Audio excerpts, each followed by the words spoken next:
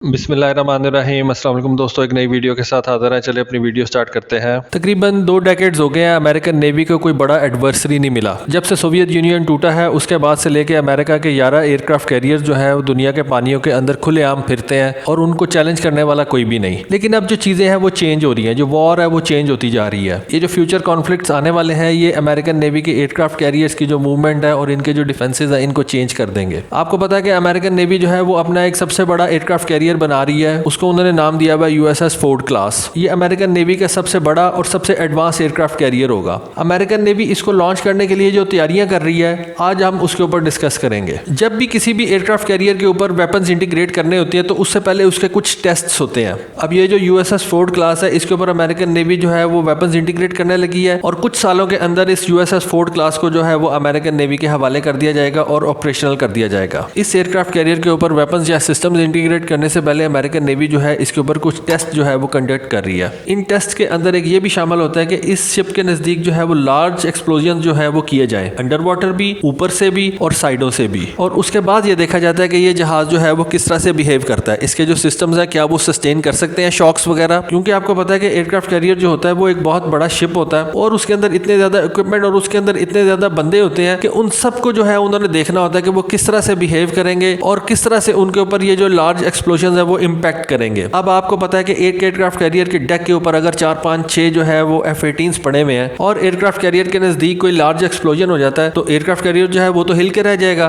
उस वक्त जो है जो इक्विपमेंट एयरक्राफ्ट कैरियर के अंदर पड़ा हुआ है या जो उसके ऊपर सिस्टम्स लगे हुए हैं वो किस तरह से उनके ऊपर इम्पैक्ट होगा। इस चीज को देखने के लिए अमेरिकन नेवी जो है वो मुख्तलिफ किस्म के एक्सप्लोजन कर रही है। ये एक्सप्लोजन जो है ये मुख्तलिफ किस्म की माइन से किए जाते हैं या किसी भी किस्म के बॉम्ब जो है वो एयरक्राफ्ट कैरियर के नजदीक फेंके जाते हैं। और इन टेस्ट को जो है आप कह सकते हैं कि तकरीबन पूरा 1 साल लग जाता है। ये जो एयरक्राफ्ट कैरियर होते हैं इनके अंदर मुख्तलिफ किस्म के वेपन्स एलिवेटर्स होते हैं, यानी कि ये जो फाइटर जेट्स होते हैं ये एयरक्राफ्ट कैरियर के अंदर रखे हुए होते हैं उन्होंने। लेकिन जब इनको उन्होंने फ्लाई करवाना होता है तो ये एक एलिवेटर के ऊपर रख के इसको डेक के ऊपर लेके आते हैं और वहां से ये फ्लाई करते हैं। तो इन एलिवेटर्स को भी चेक किया जाता है कि अगर कोई नियर बाई एक्सप्लोजन हो जाए तो ये किस तरह से बिहेव करेंगी। अगर आप लार्ज कैशे ऑफ वेपन्स जो है उसको डेक के ऊपर लेके आ रहे हैं और साथ कोई एक्सप्लोजन हो जाता है तो ऐसा तो नहीं होगा कि इस एक्सप्लोजन की वजह से जो एलिवेटर्स के ऊपर जो बॉम्ब्स वगैरह पड़े हुए हैं वही फट जाए तो पूरे का पूरा जहाज जो है वो अपने बॉम्ब से गर्क हो जाए। तो ये सारी चीजें जो है ये इनको देखनी पड़ती हैं और एक एयरक्राफ्ट कैरियर को ऑपरेशनलाइज करने से पहले ये सारा कुछ उनको करना पड़ता है। आजकल के जो मॉडर्न वेपन्स बन रहे हैं वो ये एयरक्राफ्ट कैरियर्स को सिंक करने के लिए बनाए जा रहे हैं। क्योंकि इतने बड़े एयरक्राफ्ट कैरियर को अगर आप सिंक कर दें या उसको आप क्रिपल कर दें तो आप दुश्मन की कमर तोड़ सकते हैं। और एक छोटा सा मिसाइल जो है जो कि बहुत ज्यादा महंगा भी नहीं होता वो एक बहुत बड़े और महंगे एयरक्राफ्ट कैरियर को जो है क्रिपल और बिल्कुल नकारा कर सकता है। चाइना का DF-21 जो है वो इस वक्त सबसे ज्यादा मशहूर है और उसको कैरियर किलर कहा जाता है। ये एक एंटी शिप मिसाइल है और इसके बारे में कहा यह जाता है कि ये समंदर के अंदर किसी भी मूविंग टारगेट को जो है वो हिट कर सकता है। डायरेक्ट हिट की पॉसिबिलिटी जो है वो थोड़ी कम होती है लेकिन ये पॉसिबिलिटी बहुत ज्यादा है कि ये जो DF-21 है ये किसी भी एयरक्राफ्ट कैरियर के नजदीक जाके फटेगा। तो इस वजह से इन एयरक्राफ्ट कैरियर को जो है वो अमेरिका तैयार कर रहा है कि अगर किसी भी DF-21 का हमला हो जाता है तो फिर उसके ऊपर जो इम्पैक्ट है एयरक्राफ्ट कैरियर के ऊपर वो किस किस्म का होगा। अब ये जो यूएसएस फोर्ड क्लास है इसके ऊपर 4 जनरेटर्स रखे हुए हैं। एक जनरेटर जो है वो तकरीबन 26 मेगावाट की एनर्जी पैदा कर रहा है। तकरीबन ये 104 मेगावाट की एनर्जी जो है ये 4 जनरेटर्स पैदा करते हैं। अगर इनमें से 2 जनरेटर भी जो है वो नकारा हो जाए किसी भी इम्पैक्ट की वजह से, किसी भी नियर बाय एक्सप्लोजन की वजह से, तो ये पूरे का पूरा जो एयरक्राफ्ट कैरियर है वो जीरो हो जाएगा। ठीक है, आपने उसको पूरी तरीके से तबाह तो नहीं किया लेकिन आपने उसको क्रिपल जरूर कर दिया। वो इतना बड़ा जो एयरक्राफ्ट कैरियर था वो जीरो हो गया। क्योंकि ये जो एयरक्राफ्ट कैरियर होते हैं ये तकरीबन 30 नॉट्स की स्पीड के साथ चल रहे होते हैं और अगर एक DF-21 जो है वो 1000 मील से उन्होंने फायर किया है उसको 1000 मील का फासला तय करते करते टाइम लगेगा। उस वक्त तक जो है वो एयरक्राफ्ट कैरियर 30 नॉट्स की स्पीड के साथ कहीं और जगह पे चला गया होगा। लेकिन ठीक है वो DF-21 जो है उसका वॉरहेड जो है वो मनूवर कर लेगा लेकिन इवन देन जो है ये पॉसिबिलिटी काफी कम है कि वो उसको डायरेक्टली हिट करे। तो अगर डायरेक्टली हिट नहीं करता तो ये पॉसिबिलिटी बहुत ज्यादा है कि वो उसके नजदीक जाके फटेगा। नजदीक जाके फटेगा तो उसके ऊपर जो है उसका इंपैक्ट आएगा। तो अगर सपोज वो उस एयरक्राफ्ट कैरियर का जो इलेक्ट्रिकल सिस्टम है उसको बिल्कुल खत्म कर देता है तो आप क्या समझते हैं कि वो एयरक्राफ्ट कैरियर कैसे चलेगा। अब आप ये देखें कि अगर ये DF-21 की जो रेंज है वो 1000 मील है तो आप क्या समझते हैं कि ये जो F-18s हैं, ये जो F-35s हैं, ये 2000 किलोमीटर से ऑपरेट करके अपना टारगेट अचीव कर सकेंगे? क्या इनकी इतनी रेंज है अगर इन्होंने किसी टारगेट को हिट करना है और आसानी से पहुंच के ये अपना काम करके तो वापस भी आ सके? तो आपका क्या ख्याल है कि ये जो DF-21 है ये एयरक्राफ्ट कैरियर को 1000 मील से नजदीक आने देगा? जैसे ही अमेरिकन एयरक्राफ्ट कैरियर 1000 मील के अंदर आएगा चाइना जो है वो DF-21 की जो है वो वॉली फेंक देगा उसके ऊपर। वो तो नहीं नजदीक आने देगा अमेरिकन एयरक्राफ्ट कैरियर को अपने किसी भी एरिया के। तो फिर ये जो F-35 और ये जो F-18s हैं ये बिल्कुल जीरो हो जाते हैं। इसके लिए अमेरिकन नेवी क्या कर रही है कि वो ड्रोन टैंकर जो है उनको लेके आ रही है एयरक्राफ्ट कैरियर्स के ऊपर, और उसके ऊपर मैंने आपको बताया भी था MQ-25 है स्ट्रिंग ग्रे टैंकर्स, ताकि इन F-18s और F-35 की जो रेंज है उसको बढ़ाया जा सके, ताकि एयरक्राफ्ट कैरियर दूर रहे और चाइना के मिसाइल्स की रेंज में ना आए, और ये जो F-18s और F-35 जो है ये अपना टारगेट जो है वो जाके अचीव कर लें। उसके अलावा अमेरिकन नेवी जो मुख्तलिफ किस्म के डिफेंसिव वेपन्स जो है इन एयरक्राफ्ट कैरियर्स के ऊपर लेके आ रहे हैं, उनमें इलेक्ट्रॉनिक वॉरफेयर एप्लीकेशंस हैं, लेजर वेपन्स हैं, और बहुत सी ऐसी टेक्नोलॉजीज हैं जो इन एयरक्राफ्ट कैरियर को मुख्तलिफ किस्म के क्रूज मिसाइल से बचा सकें और इन DF-21 जैसे बैलिस्टिक मिसाइल से भी बचा सकें। लेकिन मेरा तो ख्याल यह है कि अमेरिकन नेवी को काफी ज्यादा मसले मसाइल का सामना करना पड़ेगा, और ये जो DF-21 है ये बहुत बड़ा सरदर्द बनेगा अमेरिकन नेवी के लिए और अमेरिकन एयरक्राफ्ट कैरियर्स के लिए। तो दोस्तों इसके बारे में आपकी क्या राय है, प्लीज अपनी राय से जरूर आगाह कीजिएगा। आज के लिए बस इतना ही। Thank you. Allah Hafiz.